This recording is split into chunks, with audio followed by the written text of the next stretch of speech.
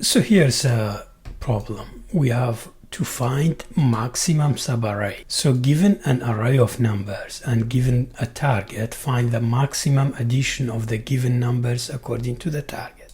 Now, it's very difficult to understand this because it's generally difficult to understand interview questions, but it's basically something like this. We have an array of 1, 2, 3, 4, 5, 6.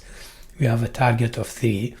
Then we have to find out whether 1, 2, 3 is the addition of 1, 2, 3 is higher than the addition of 2, 3, 4, or 3, 4, 6, or something like that. Which one is the return, which one is the highest? So add up like these three, then these three, then these three, and see which one is the highest. First, use the traditional loop. Now, the traditional loop is inefficient for this problem, and later we will use something else. However, it's very important to know, to understand the concept through traditional means. That's maximum subarray sum. It takes an array and takes a target. Let's go through the array. Let I equals to 0, I equals to, now we cannot say array.length alone, because that way when we try to go through, let's see, say the array is 1, 2, 3, 4, and the target is 3. It does this, it does this, then it does this with undefined, then it does this with 2 undefined. So we can't do dot length. We have to say array.length minus target.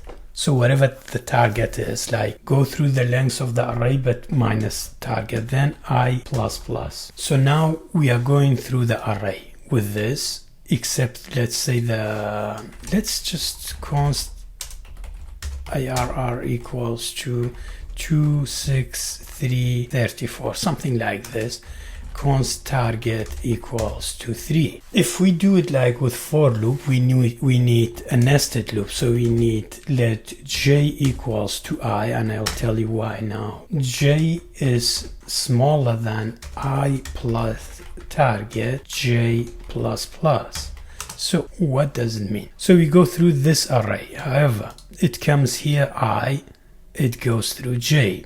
J equals to I, so j equals to 2 or the index of 0. So long j is smaller than I, so 0 plus target 3, 1, 2, 3, I plus plus, go through this. So this is a good time to introduce current sum. Let current sum is 0 because we want to make this current sum plus equals to array in the position of j. That means when it goes through these three, it adds them up. So we have the current sum.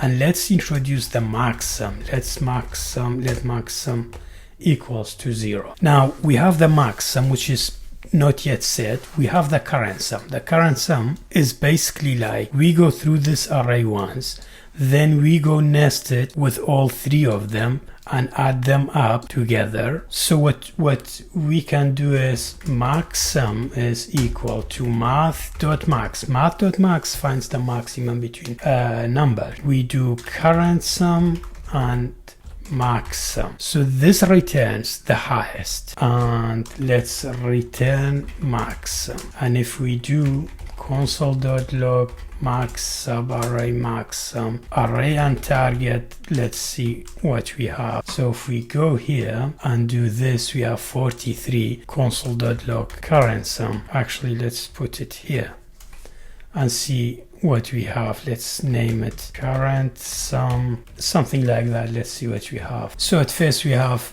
current sum of 2, then it goes through 8, 11, things like that. At some point we get to, if we change this to, do we have 4? This calculation might change. Yeah, so now it's 9, 23, 4. 9, 23, 4 instead of 23, 4, 6. So this is how you find out the maximum subarray of an array. Basically, the first time you go through it, then you create a nested array where you look at subarrays and add them up, and which one is the greatest, you will find the value out. Thanks.